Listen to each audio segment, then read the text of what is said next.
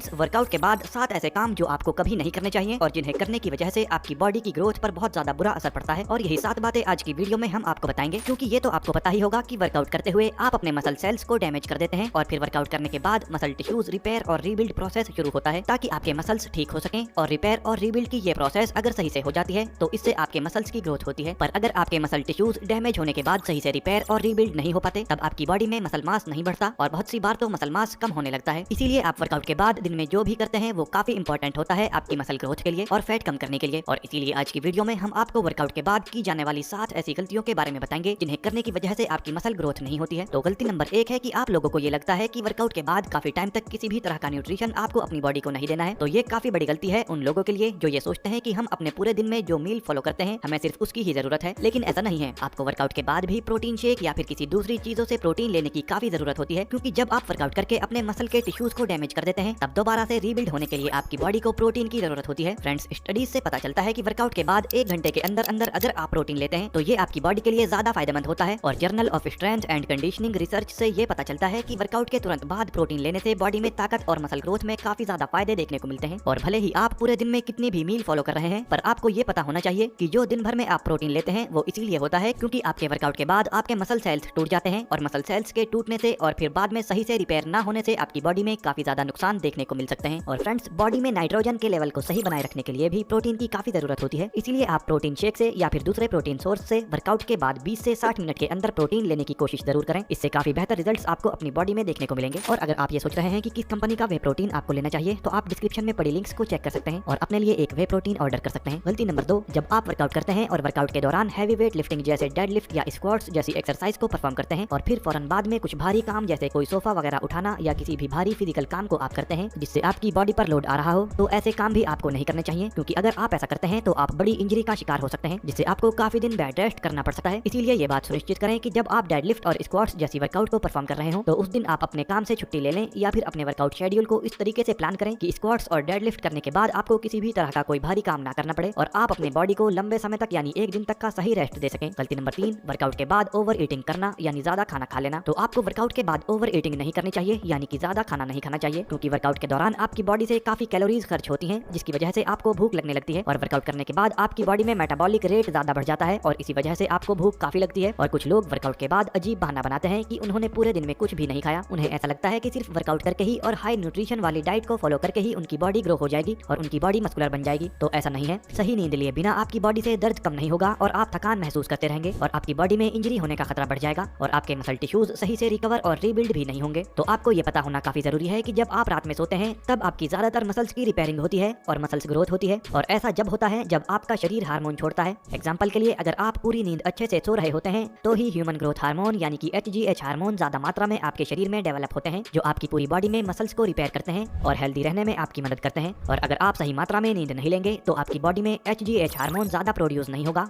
जिससे कि आपकी मसल ग्रोथ ज्यादा अच्छे से नहीं होगी, क्योंकि जब आप सोते हैं तो मसल्स ग्लाइकोजन के अंदर जाता है। और इसके अलावा एक और वजह है कि प्रॉपर स्लीप नहीं लेने की वजह से वर्कआउट परफॉर्मेंस आपकी बेकार हो जाती है और आप कमजोर महसूस करने लगते हैं। और हमारे पास काफी स्टडीज भी हैं जो दिखाती हैं कि एक सही नींद नहीं लेने की वजह से आपकी बॉडी में टेस्टोस्टेरोन लेवल में कमी आ जाती है। एग्जाम्पल के लिए, एक रिसर्च से पता चलता है कि मेल बॉडी में सही नींद ना लेने की वजह से टेस्टोस्टेरोन लेवल में 60% तक कमी आ जाती है और ये कमी उनकी बॉडी में आती है जो 8 घंटे के बजाय 4 घंटे की नींद ही लेते हैं। इसीलिए रात में 7 से 8 घंटे की नींद लेने की कोशिश आपको करनी चाहिए। ये फ्यूचर में ज्यादा हैवी वेट लिफ्टिंग वाली एक्सरसाइजेज में भी आपकी मदद करेगा। गलती नंबर 5 है वेट लिफ्टिंग एक्सरसाइजेज करने के एकदम बाद कार्डियो एक्सरसाइजेज करना, खासतौर से वो मसल पार्ट जिन्हें आपने अभी ट्रेन किया था और उन्हें दोबारा से कार्डियो में आप ट्रेन करने लग जाएं, तो ये भी काफी बड़ी गलती होती है। एग्जाम्पल के लिए, लेग्स वर्कआउट करने के फौरन बाद ट्रेडमिल पर दौड़ना, क्योंकि एक स्टडी में 2 मेल ग्रुप्स को बांटा गया और इसमें पहले ग्रुप ने स्ट्रेंथ ट्रेनिंग करने के एकदम बाद कार्डियो एक्सरसाइज की थी और दूसरे ग्रुप ने स्ट्रेंथ ट्रेनिंग करने के 24 घंटे बाद कार्डियो एक्सरसाइज को परफॉर्म किया। और इस स्टडी के रिजल्ट में रिसर्चर्स ने देखा कि एनर्जी दोनों ग्रुप के लोगों में बराबर थी, लेकिन वो ग्रुप जिसने स्ट्रेंथ ट्रेनिंग करने के 24 घंटे बाद कार्डियो एक्सरसाइज परफॉर्म की थी, उन्होंने अपनी बॉडी में ज्यादा मसल ग्रोथ देखी